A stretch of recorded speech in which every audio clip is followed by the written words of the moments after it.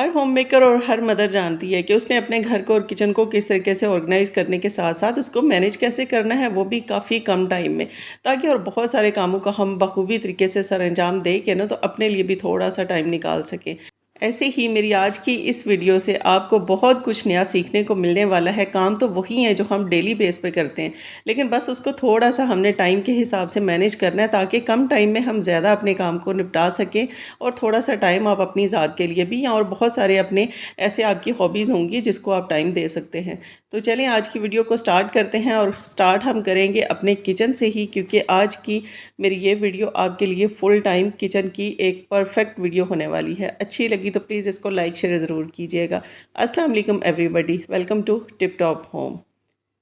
तो हर सुबह किचन के अंदर तरह तरह के डिमांड के ऊपर नाश्ते बनते हैं, जिसमें पराठे आ गए, सैंडविचेस आ गए, बॉयल एग्स आ गए, और बहुत सारी ऐसी वैरायटीज़ जो कि बच्चे भी खाना पसंद करते हैं, और हम मदर्स को यही लालच होता है कि हमारे बच्चे कहीं भूखे ही स्कूल वगैरह कॉलेजेस ना चले जाएं।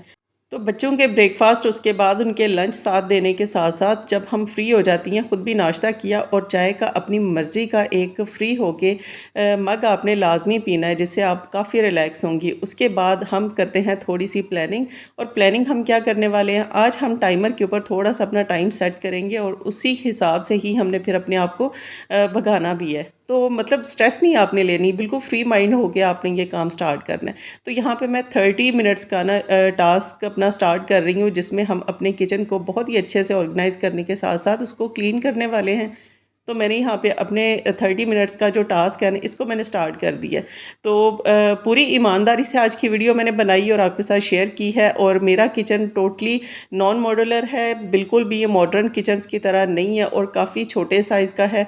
लेकिन इसको भी, छोटे साइज़ के किचन को मैनेज करना जो है ना बहुत ज़्यादा मुश्किल होता है, क्योंकि इसके अंदर आपने एक्स्ट्रा सामान जमा नहीं होने देना।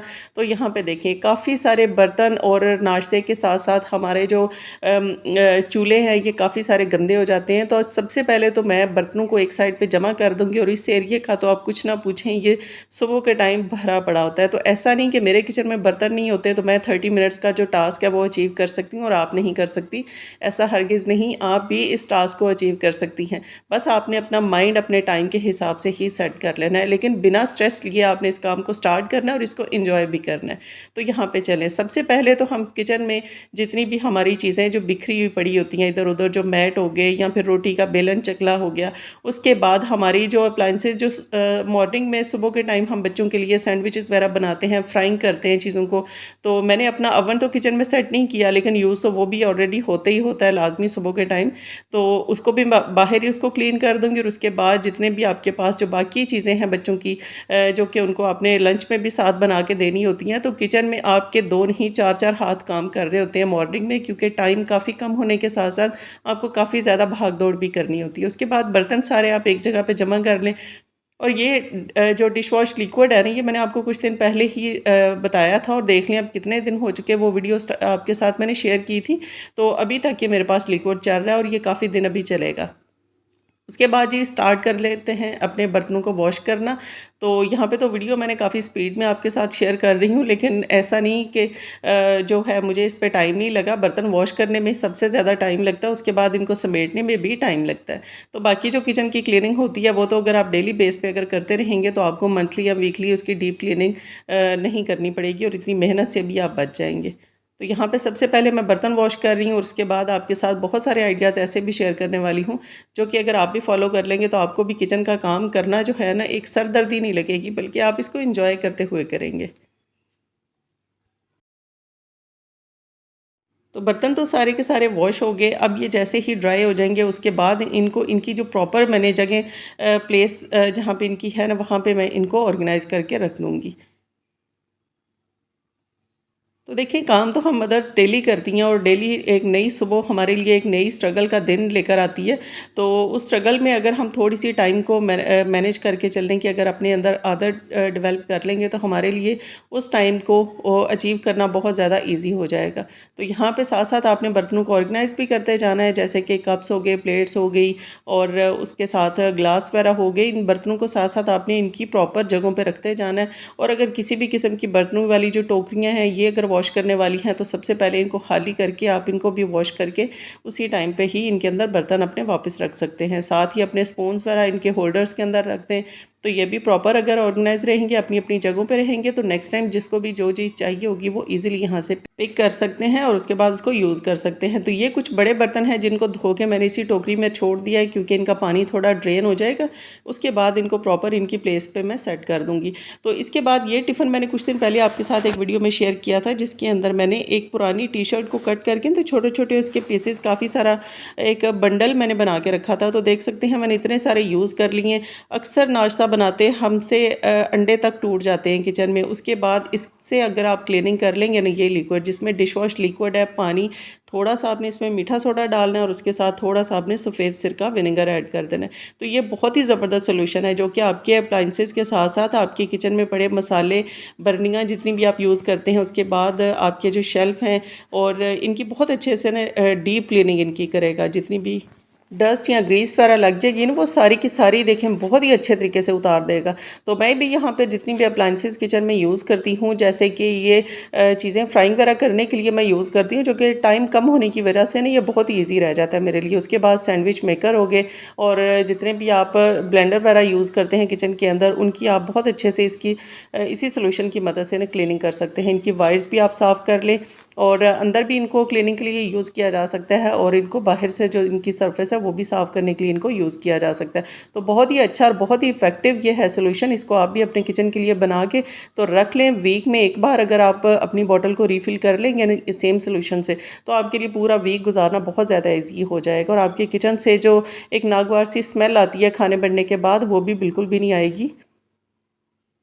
तो यहाँ पे देखें थोड़ा-सा टाइम लगा है मुझे और मैंने कितने अच्छे से ये चीज़ों को मैंने अच्छे से क्लीन कर दिया है। उसके बाद जितना भी इनमें से ये खाने का जो कचरा वगैरह जो जमा हो गया, इसको मैं सूखे कपड़े से ही पहले ही हटा दूँगी, ताकि बाद में मुझे बहुत ज़्यादा इसके ऊपर जो मेहनत ना करनी पड़े और जो काउंटर टॉप है वो भी हमारा बहुत ज़्यादा गंदा ना हो। तो ये कपड़े के छोटे-छोटे पीसेस अगर आप यूज़ करने के बाद गिरा देंगे, तो देखें बिल्कुल भी आपको ना तो दुःख होगा, ना ही आपको ये फ़ील होगा कि आपने इतने इनके ऊपर पैसे खर्च किए, तो अब आप इनको डस्टबिन की नज़र करते जा रहे हैं। तो देखिए मैंने दूसरा पीस लिया है शर्ट का और उसी के जो सॉल्यूशन मैंने बनाया हुआ उसका थोड़ा-सा स्प्रे करने के बाद ना, जितने भी मसाले के जार वगैरह हैं उनको भी क्लीन कर दूँगी। क्योंकि इनके ऊपर भी बहुत ज़्यादा ग्रीस, ऑयल वगैरह जम जाता है, क्योंकि ये बिल्कुल जो कुकिंग रेंज है उसके साथ ही ये मसाले के बॉक्स वगैरह सारे पड़े हुए हैं, तो बहुत जल्दी इनके ऊपर ऑयल या ग्रीस जम जाता है।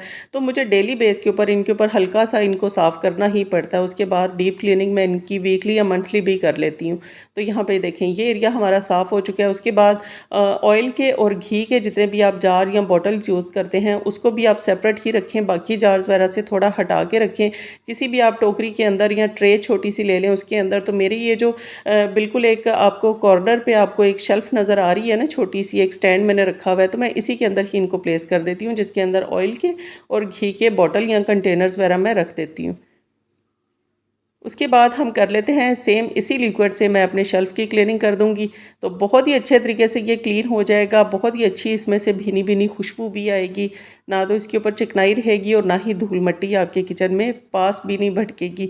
आप चीज़ों को हटाते जाएँ और देखें कितने कम टाइम में कितनी सारी क्लीनिंग हमारी हो चुकी। तो बर्तन वॉश करने के बाद बस लगे हाथ आपने ये काम करके ही अपने किचन से बाहर निकलना है, क्योंकि जब हमने टाइमर को सेट कर दिया ना, तो फिर आपने कहीं पर भी ना तो कोई मैसेजेस देखने जाना है, ना अपने मोबाइल को फ़ोन को यूज़ करना है और ना ही आपने बिला वजह की स्क्रॉलिंग करते करते अपना टाइम वेस्ट करना है। अगर किसी की कॉल आ भी रही है, तो अगर तो बहुत अर्जेंट है तो उसको रिसीव करें, अदरवाइज़ आप अपना काम पहले वाइंड अप कर लें, उसके बाद ही आप अपनी किसी की भी कॉल वगैरह रिसीव करके बात कर सकते हैं।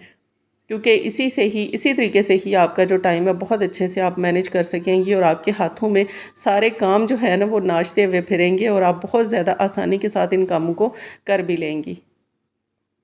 तो यहाँ पे अब हमने चूल्हे को भी साफ़ कर देना है, क्योंकि इसी के ऊपर तो 3 टाइम हमारे घरों में खाना बनता है, ऑफ टाइम में भी काफ़ी कुछ बन रहा होता है।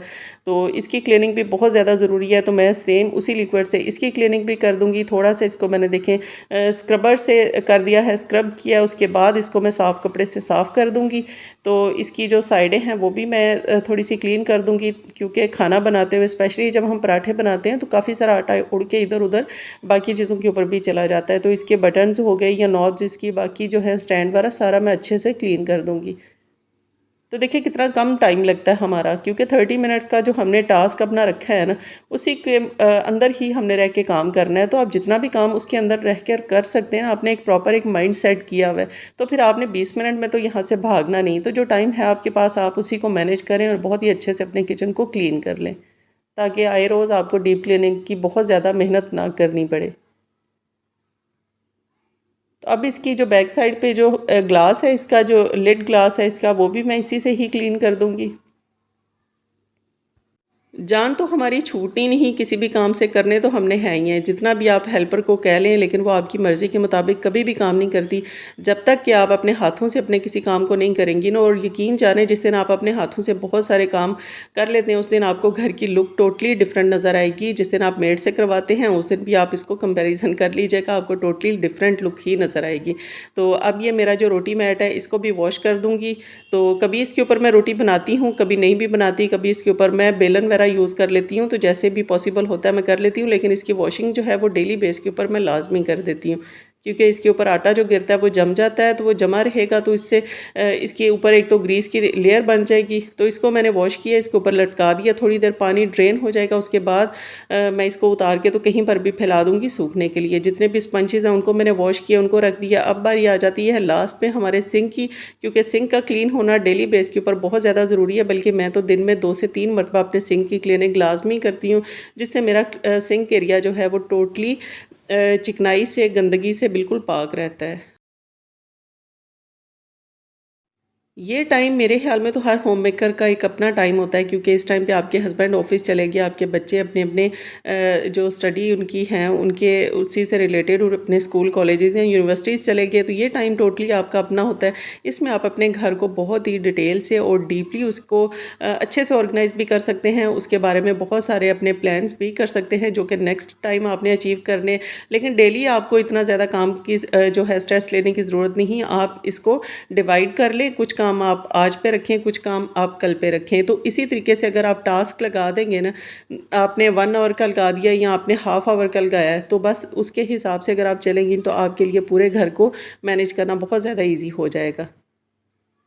तो अब मेरे किचन के अंदर ऊपर वाली साइड के ऊपर तो इसके अंदर कैबिनेट्स वगैरह नहीं है, तो लेकिन नीचे वाली जो साइड है उसके ऊपर ये ग्लास डोर लगे हुए हैं, तो इनको भी क्लीन करना डेली बेस के ऊपर तो थोड़ा सा मुश्किल हो जाता है, लेकिन फिर भी मैं इनको हर दूसरे तीसरे दिन लाजमी इसी तरीके से ना सेम सोल्यूशन से ही साफ़ कर देती हूँ, तो बहुत अच्छे से ये क्लीन हो जाते हैं और मुझे जो वीकली इसके ऊपर मेहनत है ना वो नहीं करनी पड़ती।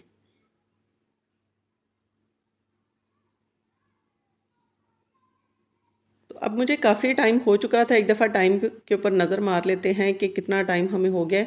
तो यहाँ पे देखें तकरीबन 20 से 21 मिनट्स मुझे हो चुके हैं किचन में मुसलसल काम करते हुए। लेकिन बिल्कुल स्ट्रेस फ्री रह कर आपने काम करना है, बिल्कुल रिलैक्स और ईज़ी रहकर ही आपने काम करना है, ताकि आप काम को ना थोड़ा-सा एन्जॉय भी कर सकें।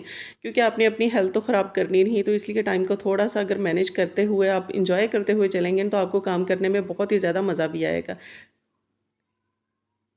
तो अब बाकी सारे हमारे किचन की हो चुकी है क्लीनिंग। उसके बाद लास्ट पे ये मैंने यहाँ पे मनी प्लांट एक ग्रो किया। पहले वाले की काफ़ी सारी ब्रांचेस निकल आई थी, उसको मैंने ज़मीन के अंदर लगा दिया। लेकिन ये मैंने एक नई कटिंग उसकी निकाल के तो लगाई है यहाँ पर। इसके अंदर मैंने पानी भी रिफ़िल कर दिया है।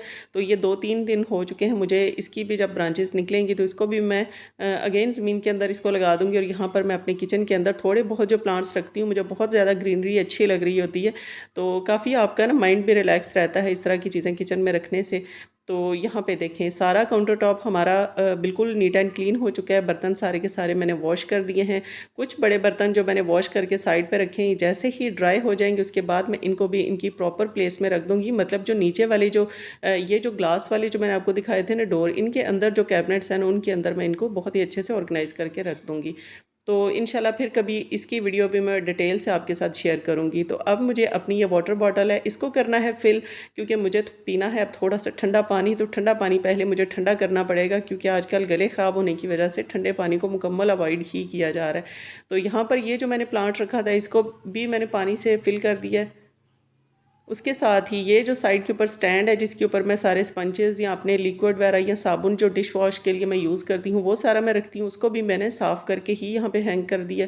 तो टोटली ये मेरा किचन बिल्कुल नीट एंड क्लीन हो चुका है। टाइम को आप देख सकते हैं, मैंने बिल्कुल टाइम के हिसाब से ही अपने किचन को साफ़ किया। और जो इसकी फ़र्स्ट जो लुक मैंने आपके साथ शेयर की थी ना, आफ्टर एंड बिफोर, तो सारा मैंने आपके साथ डिटेल से शेयर किया है। तो बिल्कुल मैंने पूरी ईमानदारी से आज की वीडियो शेयर की है ताकि आपको भी थोड़ी-सी मेरी वीडियो से मोटिवेशन मिल सके। और वीडियो अच्छी लगने की सूरत में आपको तो पता है कि आपने करना क्या है। बिल्कुल आपने फ्री में इसको लाइक कर देना, उस चैनल को भी सब्सक्राइब कर लेना ताकि नेक्स्ट मैं जो है ना आपके साथ अच्छे-अच्छे से टॉपिक्स के साथ-साथ मैं अच्छी-अच्छी वीडियोज़ भी शेयर कर सकूँ जिनसे आप भी अपने घर को बहुत अच्छे से मैनेज करके तो चल सकें। तो मिलते हैं अपनी नई किसी और अच्छे से टॉपिक के साथ, किसी और अच्छी सी ज़बरदस्त सी वीडियो के साथ। तब तक आपने मेरे चैनल को लाइक एंड सब्सक्राइब ज़रूर कर लेना है। Thanks for watching. अल्लाह हाफ़िज़।